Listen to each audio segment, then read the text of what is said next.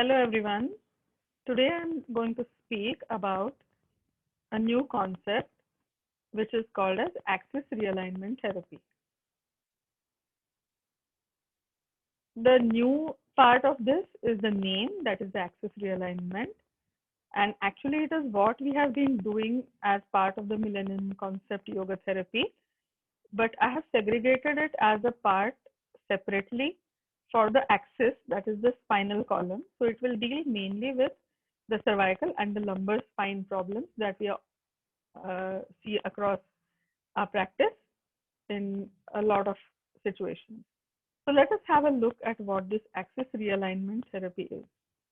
The words themselves are quite self-explanatory. What is an axis, or what is ART in short? So axis realignment therapy is a unique movement therapy based on structural alignment of the spine.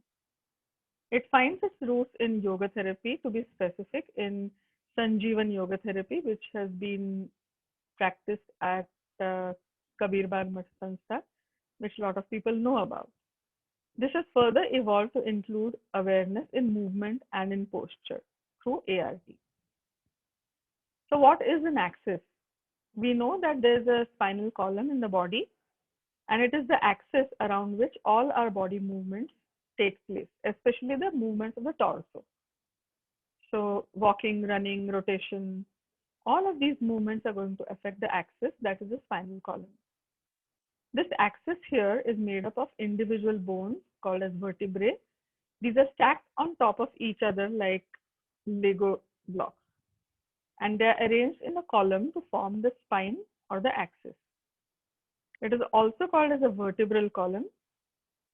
It is composed of these 32 to 33 blocks called as vertebrae. The cervical is the region of the neck, which has 7 vertebrae. The dorsal or the thoracic is the chest area, which has 12 vertebrae. Lumbar is the area which we call as the hips. So that has 5 vertebrae. And the sacral is that bone on which we actually put all the weight on when we are sitting. And that is called as the sacral component of the spine, which has 5 vertebrae. And then there's what we call as tailbone or the coccyx. So the coccygeal vertebrae, these can be variable in number, 3 or 4. The total number of vertebrae here then is 32 to 33. And though these are stacked on each other like Lego toys, they are not exactly stacked on top of each other in one straight line. The spine has its own natural curvatures. And what are these curvatures? These are called as normal curvatures. One of them is called as the lordosis and one is called as the kyphosis.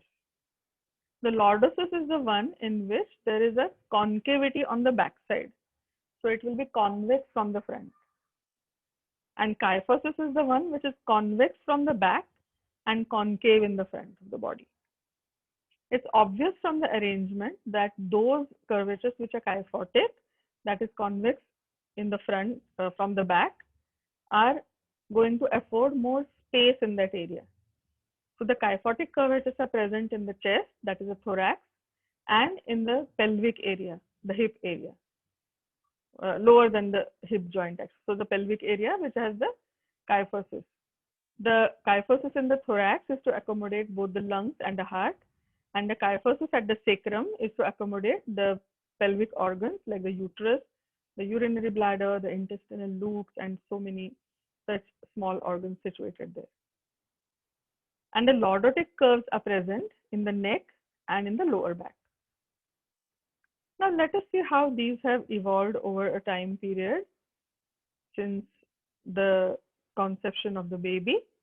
So this is a pictorial showing us the evolution of the spine. In the first picture here, you can see what is called as a fish stage. As shown here schematically, a trapezium-like box with a baby inside it. The orange part is the head, and the peach part is the head, and the orange lines are the body.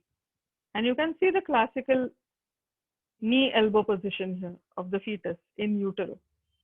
And the uterus is filled with amniotic fluid. So at this stage, the spine you can see is curved like a C, or it looks more like a G. And this is the fish stage where the baby is floating in the amniotic fluid in the uterus. So it's as if at some point of time we were fish, and so we took to swimming easily. There are some countries in which the children, the babies are made to learn swimming no sooner than they are born.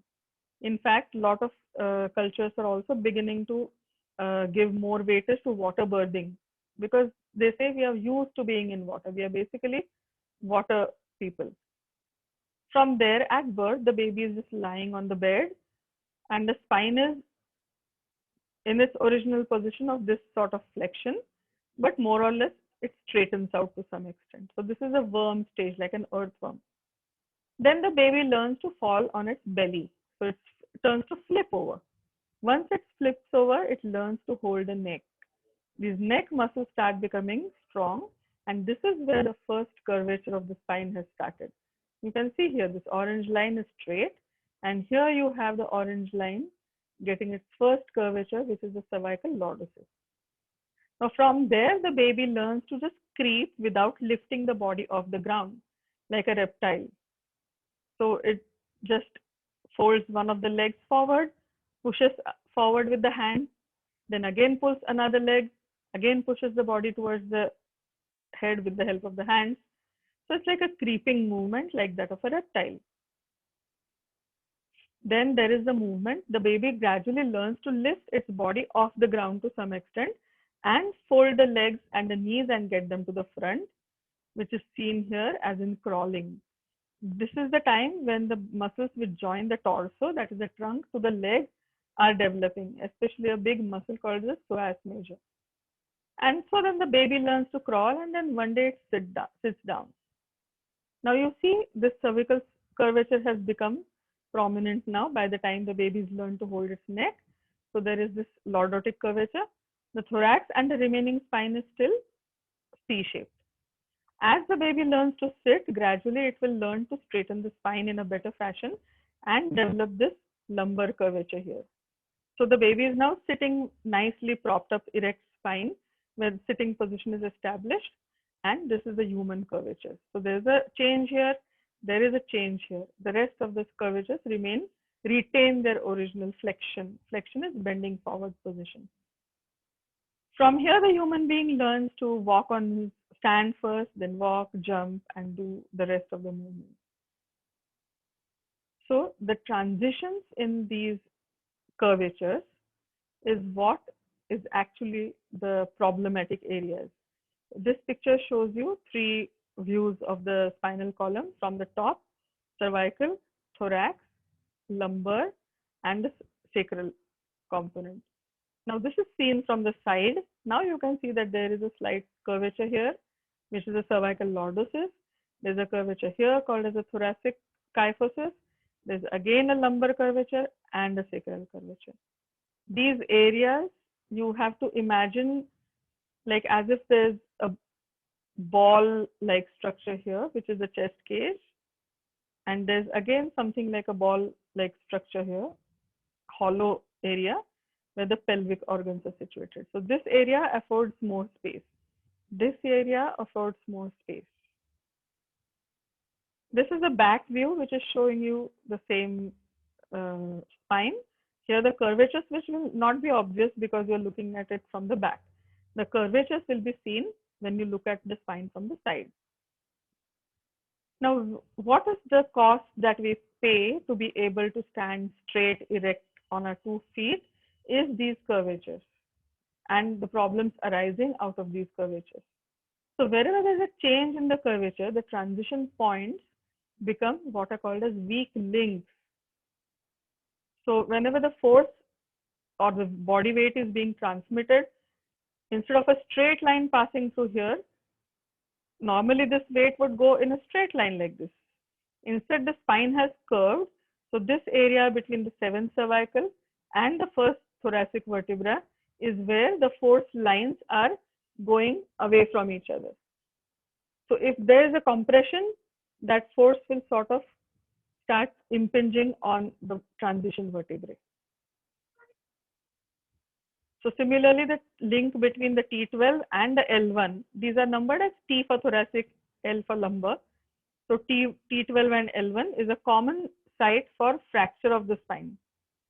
So if you're riding a motorbike or you have a fall from the top and you fall suddenly, this is where the lines of forces intersect each other and you have a fracture at T12 or L1. Another curvature change is between L5 and sacrum, that is S1. Here again, most often you see your spondylolisthesis, spondylolysis-like changes occurring in these lower segments. And this, because of these transitions, which have been taken place because of the erect structure of the spine, and that is why in the mobile segments, that is the cervical and the lumbar segments, we are often found to have pathology like spondylosis, spondylolisthesis, etc. And this next slide is a schematic representation of the vertebrae. They are not exactly 32 or 33, it's schematics.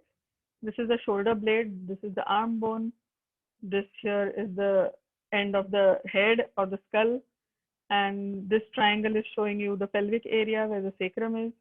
This is the thigh bone and the leg bones. And you can see a plumb line passing through these vertebrae and exactly passing through the center of this sacrum and going to the ground. This is a normal curvature of the spine as far as going from front to back is considered. Like side to side curvature is like this is a straight spine. This is like a Lego block representation of the same spine to show how the spine is straight here. This picture shows you a side view of the pelvis, that is this black bone here, like a fan blade, and the vertebrae stacked on top of each other.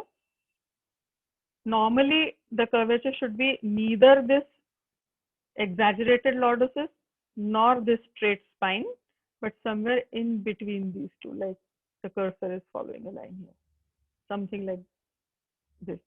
At this edge of the inner edge, outer edge of the lumbar vertebrae would be an ideal curvature. This one is called as straightening or loss of lordosis, and this curvature is called as exaggeration of lordosis, that is increased lordosis. And all these problems pose a threat to the health and the positioning of the disc which is there present between each of these vertebrae. Now, this is a schematic representation of the spine being tilted to one side. So you can see the central line which was supposed to be here, and the red blocks have now gone into a S-shaped curve. So in the lumbar area, there is a shift to the left. In the cervical area, there's a shift to the right. And so the pelvis has also become tilted. So you can see how the pressure will be more on the left side. The shoulders are tilted in the opposite side. Now, not every person with this kind of deviation will have such a completely tilted spine. This is called as scoliosis. Sometimes the scoliosis may be limited only to the lumbar portion. From the neck to the thorax, it will be all normal and just the lumbar portion is tilted. Sometimes it could be complete S-shaped curve like this. This usually occurs in congenital scoliosis. That is when during developmental years from 12, 13 onwards itself, the spine becomes rotated in an abnormal fashion. So this is how a rotated spine will look. Because the sacrum is attached to the last vertebra, the sacrum and the pelvis will also tilt. This picture here shows us the normal curvatures, the cervical lordosis, thoracic kyphosis, lumbar lordosis, and the pelvis. This is representing the normal curvatures and abnormal curvatures. This solid black line is more or less a normal curvature. The dotted red line is showing us loss of lordosis, straightening of the upper back, and straightening of the lower back.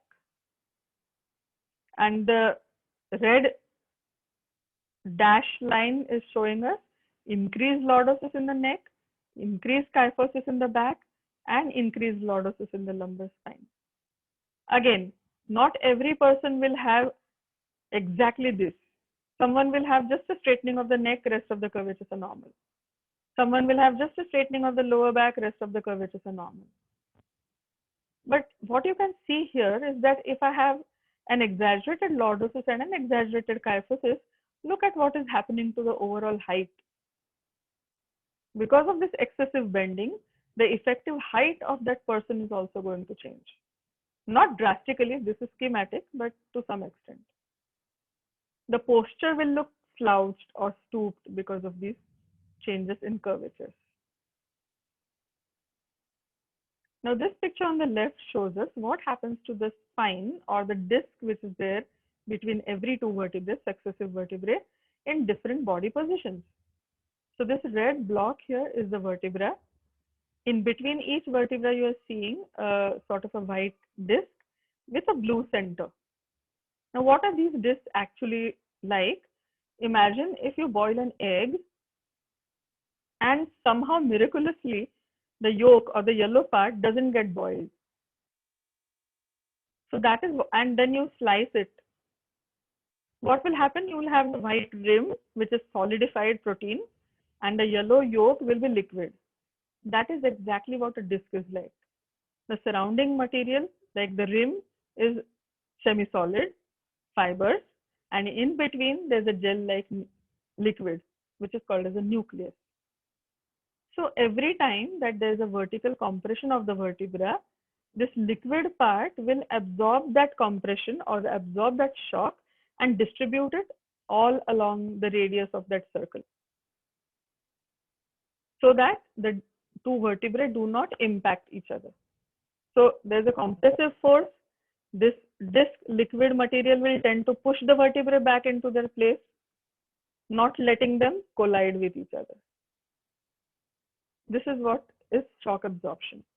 There are more or less 23 such discs between all the vertebrae. The last 5 sacral and last 3 or 4 coccygeal are solid blocks, so there is no disc in between. You can see the sacrum here. It's a solid block of 5 bones fused together, so there are no discs there. But there will be a disc between each of these mobile segments of the vertebrae. The neck vertebrae, upper back, and the lower back will all have a disc over here. So now what happens to the disc in different body positions? This person is sitting here, and if you were to somehow insert like a pressure gauge and measure the pressure on the disc, this is 15 kilogram per centimeter square. When you're standing, the pressure becomes lesser than that, and it's up to 10 kg per centimeter square. So that's why people with lower back pain, they say they are better when they're walking or they're standing.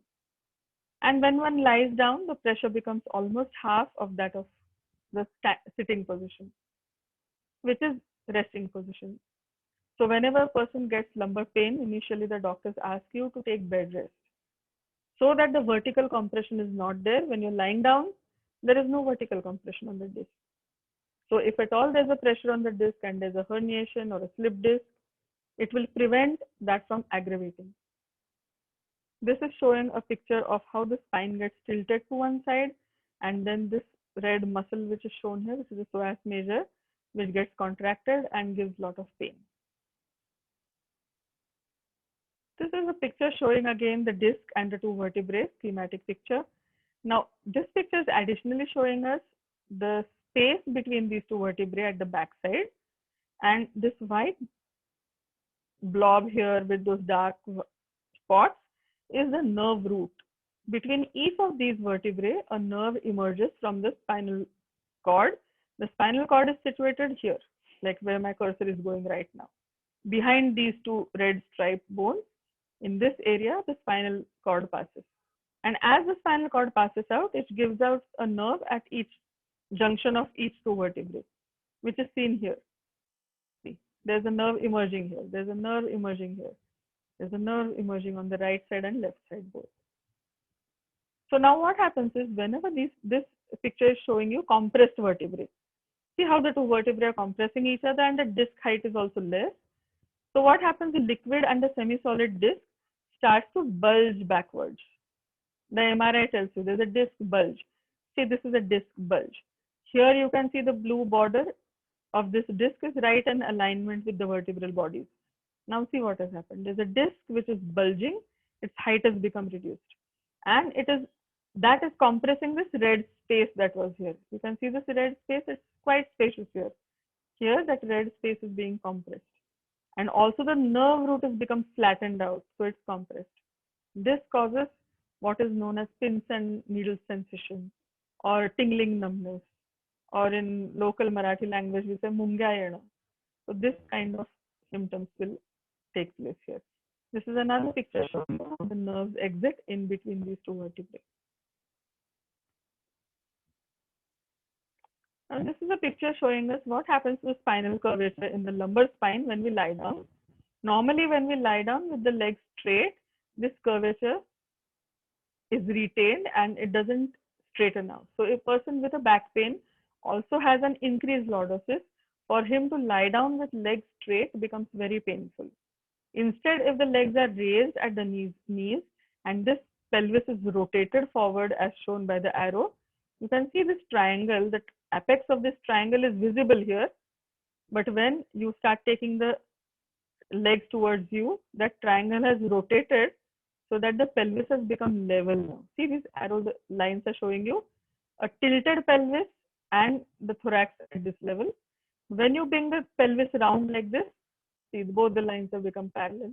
And this black blocks the lumbar spine has started reaching the ground.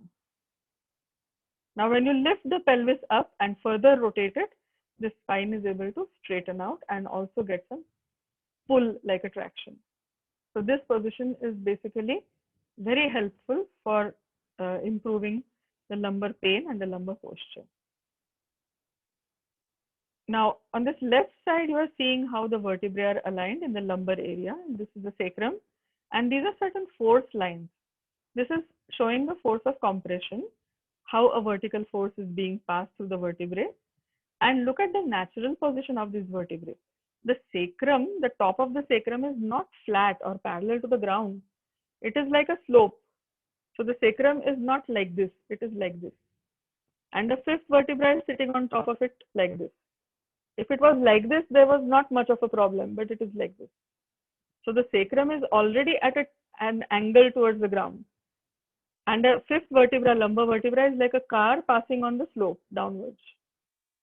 As you can see here, this is the sacrum with a slanting surface, and the L5 almost like a car going down the slope.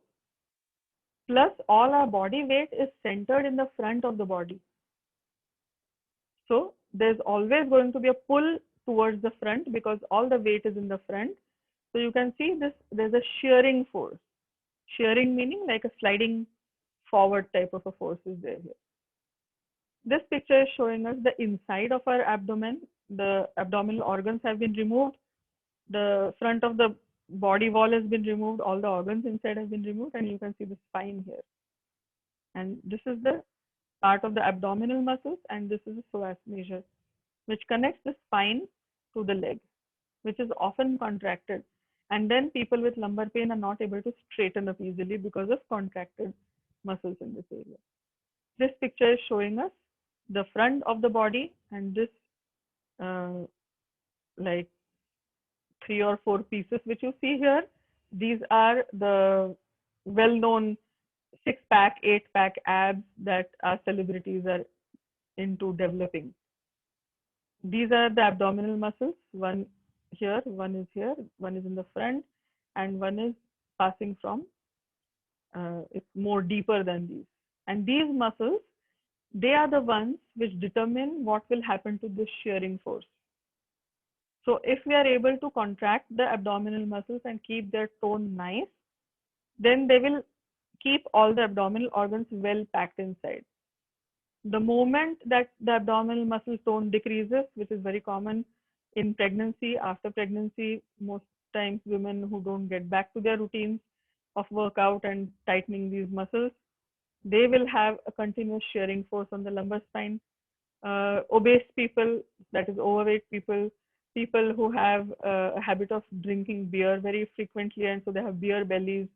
All of this kind of gives traction on the lumbar spine to move it forward, and therefore also cause traction or pressure on the disc, which start then bulging or herniating.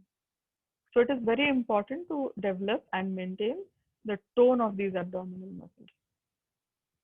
What are the movements of the vertebral column? One is flexion, that is bending forward, then extension, that is arching backward, lateral flexion, that is bending to the side, and rotation, as in twisting. And this is a picture showing us the paraspinal muscles at the back. These are the ribs. This is the back of the body. And you can see this rope-like big muscles spanning the whole base of the head, neck, back of the thorax, that is the chest, the lumbar spine going all the way down to the pelvis. And these are the muscles which are constantly under pressure, that is constantly contracting to hold us in this erect posture. And over the time period, we have learned to sit for longer periods of time at work, over the computer, most of the time slouched, sometimes we straighten up. But all of this gives immense pressure to keep contraction on all the time in the paraspinal muscles. And this is what we saw in one of the slides before, that sitting is the movement or the position which brings maximum pressure on the disc.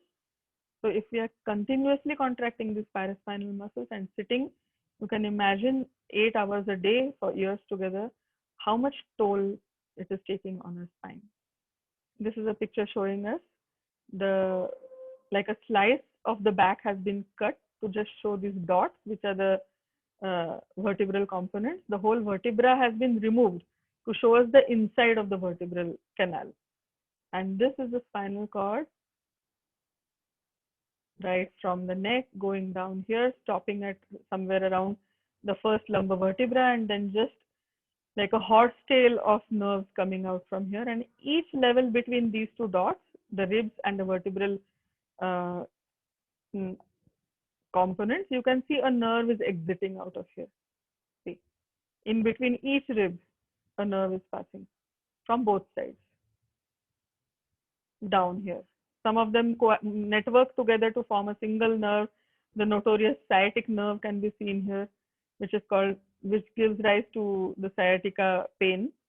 So it's a networking of all these nerves from here. They have joined together to form the sciatic nerve. It emerges from this area. The nerve roots emerge in the spinal column up over here, and the nerve passes through the buttock and goes all the way back from the back of the thigh to the back of the calf muscles. It divides there to give a twig on the outside of the leg. So a lot of people have pain in the calf muscles as well as the outer side of the leg.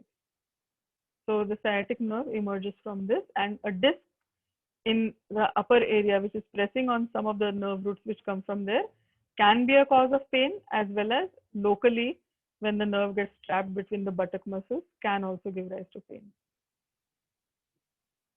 So now these are some pictures showing how we can take care of these problems. This is a picture of a cervical figure of 8 traction being given to sort of relax the trapezius muscle, which is responsible for a lot of the cervical problems. This is again a lady who is doing rope movements, holding the ropes in her hands, and she'll be doing like up and down abduction and adduction movements. This is a position of rope jackets where the hands are being held on the chest and the shoulders are being turned backward. So it's like a extension for the shoulders.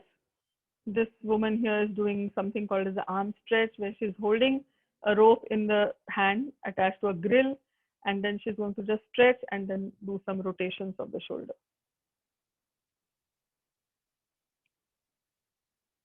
So these are some of the programs and the basis for what happens in the spine, and what is the basic anatomy relevant to know if we have back pain or neck pain.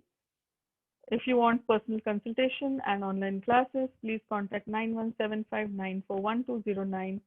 Thank you for your patient attention.